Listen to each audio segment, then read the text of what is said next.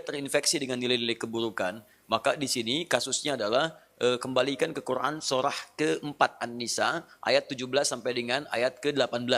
Itu yang dikenal dengan taubat namanya. Ya, innamat taubatu 'ala Allahi lil ladzina ya'maluna su'a bi jahalatin tsumma yatubuna min qarib. Ya, sungguh taubat itu berlaku kata Allah bagi orang-orang yang terinfeksi dengan penyakit buruk. Su itu, nih, lihat ayatnya. Innamat taubatu 'ala Allahi lil ladzina ya'maluna su'an. Taubat itu dilakukan orang yang terinfeksi dengan keburukan. Su itu pekerjaan nafsu. Nafsu, dari mana taunya? Quran surah 12 ayat 53. Inna nafsa la'ammaratun bisu. Su sumbernya nafsu. Kalau ada orang kemudian digerakkan nafsu berbuat buruk kemudian sampai terinfeksi dirinya, maka caranya dengan taubat. Apa itu taubat? Taubat itu artinya kembali kepada nilai-nilai kebaikan dengan cara meninggalkan perilaku buruk yang dikerjakan. Misal, fujur tadi bisa terespon dengan perilaku maksiat. Maksiat lewat mata nonton tayangan-tayangan yang tidak baik.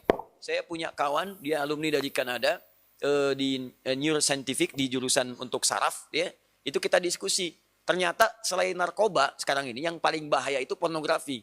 Pornografi itu begitu seseorang kemudian menggunakan fungsi pandangannya untuk melihat tayangan seperti itu langsung merusak ke fungsi otaknya.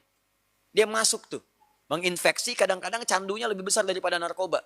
Makanya orang kalau nggak pernah lihat, tiba-tiba melihat itu bayangannya tuh lama di bagian otaknya tuh. Kadang-kadang penasaran, padahal udah dipalingkan, tadi apa sih, apa benar, salah gitu kan.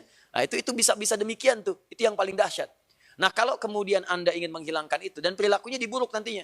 Ke pola hidup, ke tubuh, ke macam-macam. Anda paham sendirilah gitu kan. Nah maka apa yang kemudian mesti dilakukan? Tinggalkan itu. Tinggalkan, jauhi, taubat.